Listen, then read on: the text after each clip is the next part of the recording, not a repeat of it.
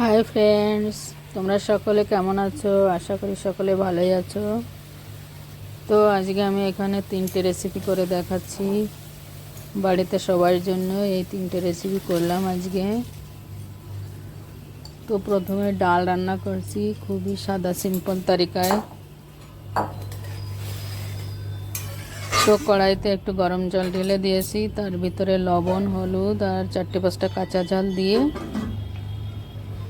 ডাল দিয়ে ঢেকে দিলাম। তো ডালটা আমাদের সিদ্ধ হয়ে গেছে। এবার একে ভালো করে গুটে গুটে গরম জল ঢেলে দেব। তো সবাই তো বাড়িতে এরকম ডাল তো করেই খেয়ে থাকো।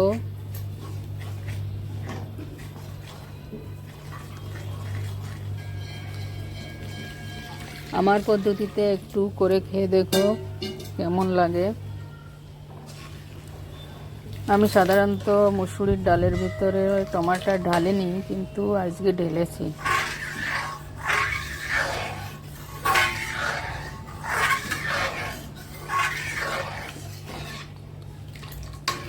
তো এই ডালটা ভালো করে নাড়িয়ে নাড়িয়ে ঘুটে ঘুটে তৈরি করছি। এরকম ঘুটে ঘুটে তৈরি করলে বেশ সুন্দর টেস্ট হয়।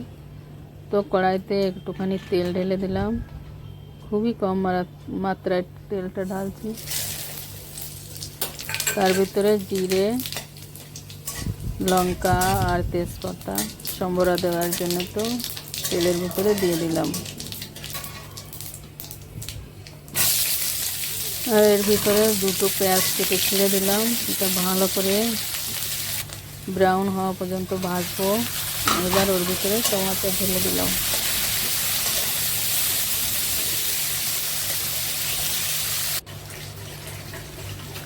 তো এটা ভালো করে ভাজলাম। এর ভিতরে একটুখানি চিনি দিলাম, টমাটো দিয়েছি এই জন্য, তো ব্যালেন্স করার জন্য তো দিলাম।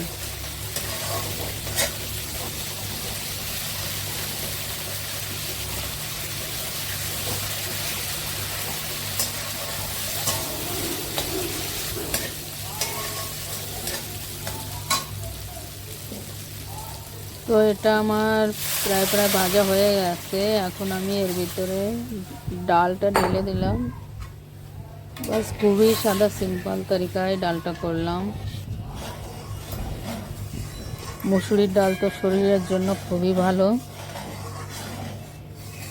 আমরা মাঝে মাঝে এই ডালটা করে খাই, সবাই বাড়িতে খুব পছন্দ করে। তো আমার ডালটা রেডি হয়ে গেছে।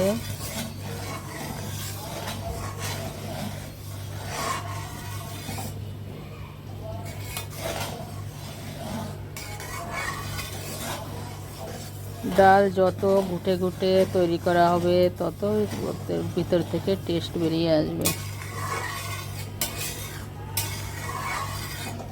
দেখো এর কালারটাও কত সুন্দর হয়েছে, দেখতে কত সুন্দর লাগছে।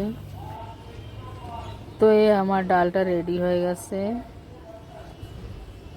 তো আমি এখানে আর একটা রেসিপি নিয়ে এসেছি, যেটা সিম ভাজা। সিম ভাজা তো বাড়িতে সকলেই খেয়ে থাকো।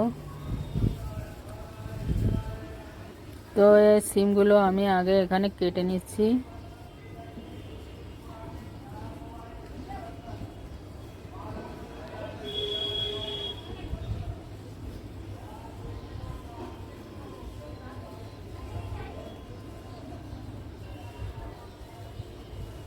আমাদের গ্রামের দেশি তরিকায় বটি দিয়ে কাটছি। তো এই সিমগুলো আমার কাটা হয়ে গেছে। এখন এর ভিতরে একটু তেল দিয়ে দিলাম। বাস খুবই সাদা সিম্পলভাবেই তৈরি হবে। তেল দিয়ে লবণ, হলুদ আর কাঁচা ঝাল দিয়ে নাড়িয়ে চাড়িয়ে ঢেকে দিলাম। তো 10-15 মিনিট পর্যন্ত একে ঢেকে ঢেকে এভাবেই তৈরি করতে হয়। তো এটা আমার তৈরি হয়ে গেছে। এখন আমি আর একটা রেসিপি, বেগুন ভাজা তৈরি করছি। আজকে বাড়িতে নিরামিষ রান্না হচ্ছে, এই জন্যে সবই নিরামিষ নিরামিষ।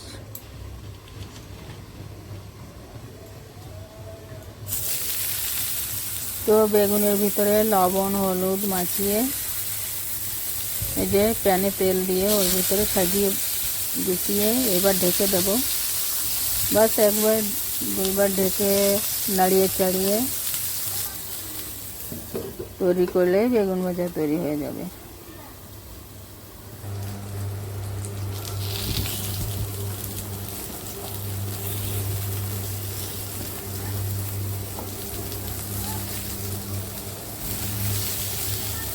আমাদের বাড়িতে মাঝে মাঝেই নিরামিষ তৈরি হয়। আজকে যেহেতু সোমবার এই জন্য তো নিরামিষ রান্না হচ্ছে।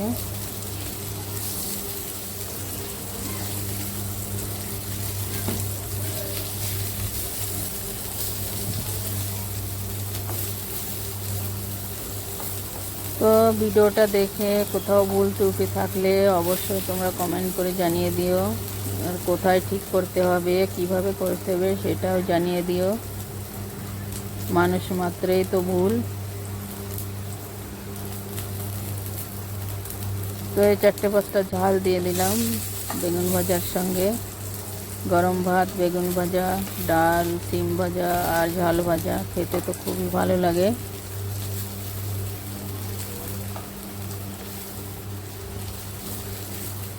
আমার কথাবার্তায় কোনো ভুল ত্রুটি থাকলে অবশ্যই ক্ষমা করে দিও। ওর কিভাবে কোথায় ভুল হলো সেটাও জানিয়ে দিও। তো আমার বেগুন ভাজাটাও প্রায় হয়ে গেছে। তো ভিডিওটা তোমাদের কেমন লাগলো অবশ্যই কমেন্ট করো।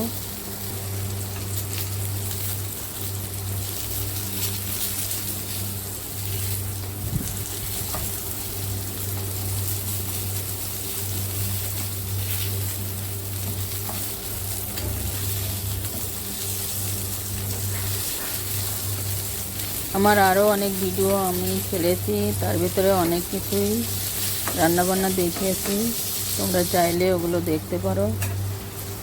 তো আমার বেগুন ভাজা রেডি হয়ে গেছে।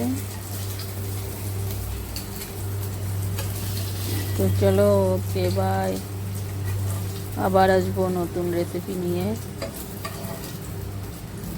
সবাই ভালো থাকো, সুস্থ থাকো, এই কামনা করে ভিডিওটা শেষ করছি।